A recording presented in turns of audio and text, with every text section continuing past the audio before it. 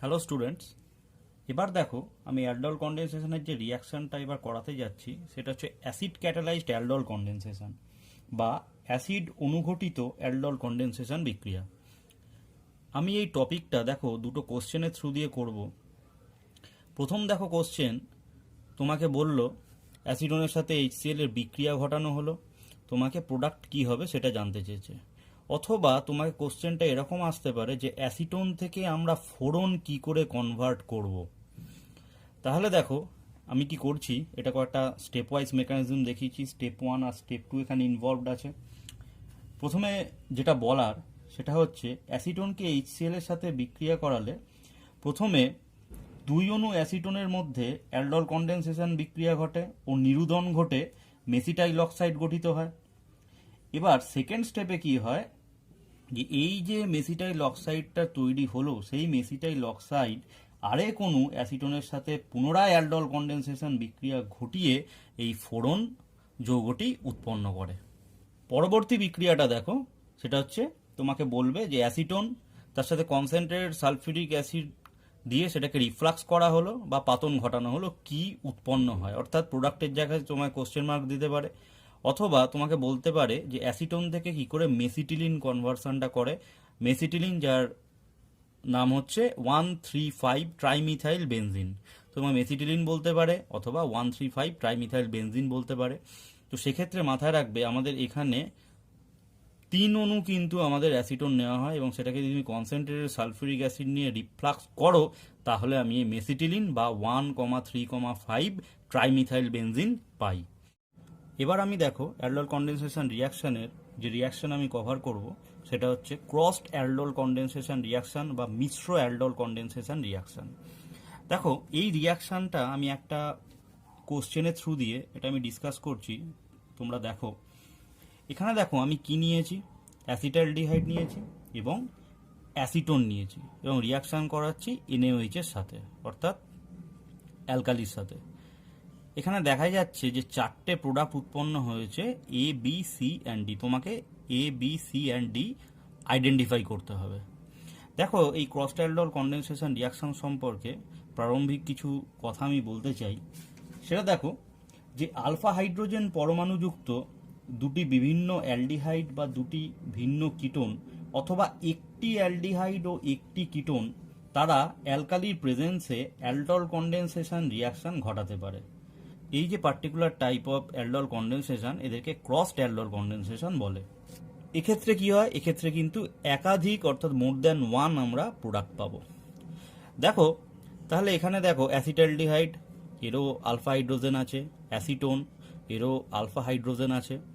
তাহলে একটা জিনিস তোমরা লক্ষ্য করো যে এরা তো সব রিয়াকশন মিক্সচারে আছে, অ্যাসিটালডিহাইড আছে আর এখানে অ্যাসিটোন আছে। তাহলে অ্যাসিটালডিহাইড ইটসেলফ তো অ্যালডল কন্ডেনসেশন রিয়াকশন ঘটাতে পারে এবং সে তো এই রিয়াকশন মিক্সচারের মধ্যেই আছে।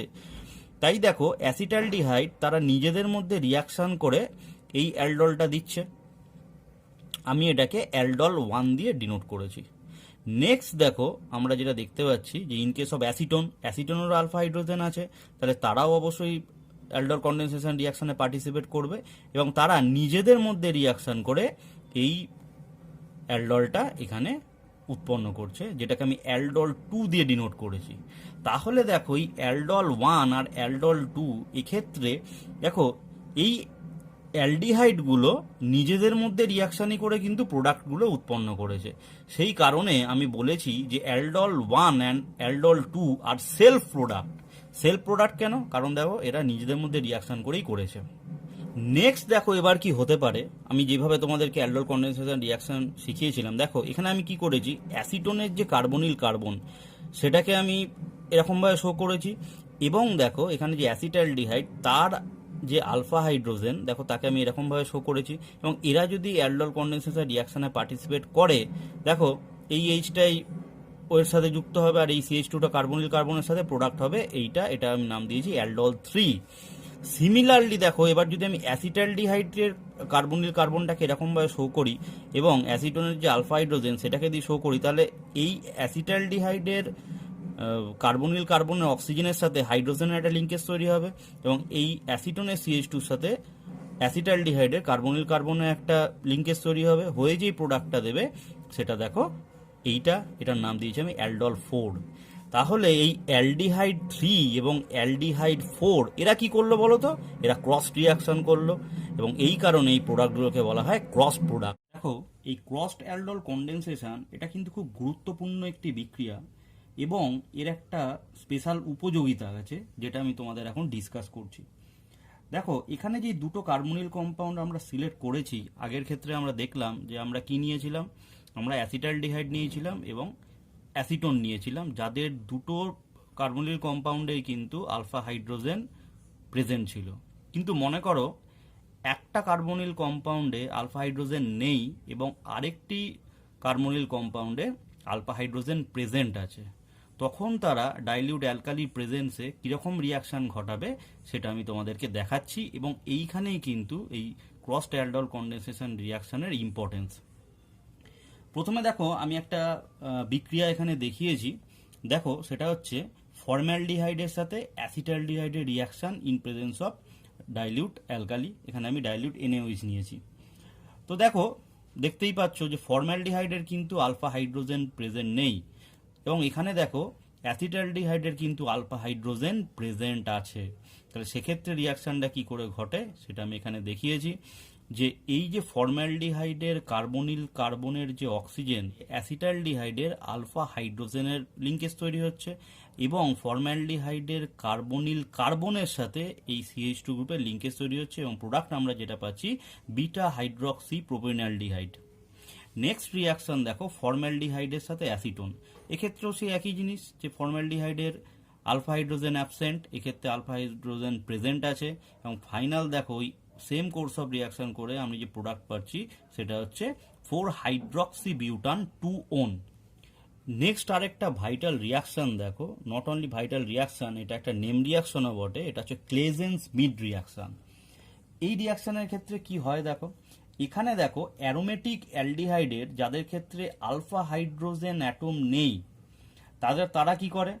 তারা কি করে যে এদের সঙ্গে আলফা হাইড্রোজেনযুক্ত যে অ্যালিফ্যাটিক অ্যালডিহাইড বা কিটোনের সাথে এরা ক্রসড অ্যালডল কন্ডেনসেশন রিয়াকশন ঘটে এবং এটা কিন্তু অর্গানিক সিনথেসিসে খুবই একটি ভাইটাল রিয়াকশন। এবং এখানে কিন্তু মাথায় রাখতে হবে যে এইখানে কিন্তু যে প্রোডাক্টটা সেই অর্থাৎ যে অ্যালডলটা এখানে উৎপন্ন হবে সেই অ্যালডল কিন্তু সেখানে ডিহাইড্রেশন ঘটবে এবং ডিহাইড্রেশন ঘটে এখানে কিন্তু একটা আলফা বিটা আনস্যাচুরেটেড কম্পাউন্ড সেটা কিন্তু ফর্ম হবে। প্রথমে আমি দেখিয়েছি দেখো এটি অ্যারোমেটিক অ্যালডিহাইড নিয়েছি, সেটা হচ্ছে বেনজালডিহাইড। এই বেনজালডিহাইডের সাথে আমি অ্যাসিটালডিহাইডের রিয়াকশন দেখাচ্ছি, এখানে বেনজালডিহাইড আলফা হাইড্রোজেন প্রেজেন্ট নেই, অ্যাসিটালডিহাইডের আলফা হাইড্রোজেন প্রেজেন্ট আছে এবং তারা দেখো এই 10% KOH সলিউশনের প্রেজেন্সে এটা দেখো প্রথমে কিন্তু উৎপন্ন করেছিল একটি অ্যালডল, কিন্তু এই অ্যালডলটা খুবই আনস্টেবল এবং এটা দ্রুতই নিরুদিত হয়ে বা ডিহাইড্রেট করে কি অর্থাৎ ওয়াটার এখান থেকে অপসারিত হয়, ডিহাইড্রেশন হওয়ার পর আমরা সিনামালডিহাইড পেয়ে যাই। যেহেতু এটা খুবই অস্থায়ী খুবই আনস্টেবল সেই জন্য এটাকে আমি থার্ড ব্র্যাকেটে শো করেছি।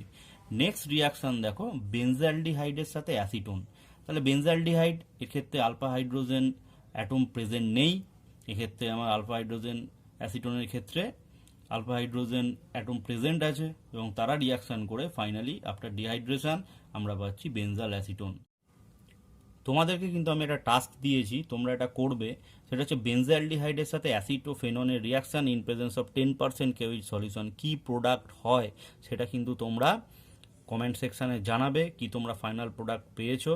এবং আমি যে তোমাদেরকে ক্লেজেন্স মিড রিয়াকশন যেরকমভাবে দেখালাম সেম কোর্স অফ রিয়াকশন হবে, তোমরা প্রোডাক্টটা কি তোমাদের আসছে সেটা তোমরা কমেন্ট সেকশানে জানিও।